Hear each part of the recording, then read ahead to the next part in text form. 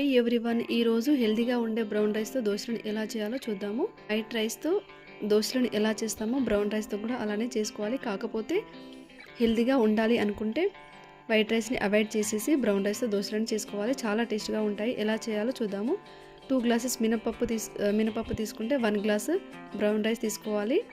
వీటిని 6 అవర్స్ నుండి 7 అవర్స్ వరకు నానబెట్టేసుకోవాలి. ఈవినింగ్ టైం మిక్సీ పట్టేసి ఫర్మెంటేషన్ కోసం పక్కన పెట్టేసుకోవాలి. నెక్స్ట్ డే మార్నింగ్ మనం దోశలు చేసుకోవడానికి పిండిని ఈ విధంగా అయితే కలిపేసుకోవాలి.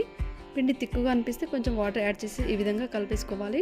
ఇప్పుడు నేనైతే దోశలను క్యాస్ట్ ఐరన్ దోశ పైన ఉంటుంది కదా, దానిపైన దోశ చేస్తున్నాను. చూడండి, ఈ విధంగా దోశను వేసుకొని పైనుండి నేను చిన్నగా తురిమి పెట్టుకున్న క్యారెట్ తురుమునైతే వేస్తున్నాను. చూడండి, ఈ విధంగా బ్రౌన్ రైస్తో దోశలను చేసుకుంటే చాలా మంచిది హెల్త్కి.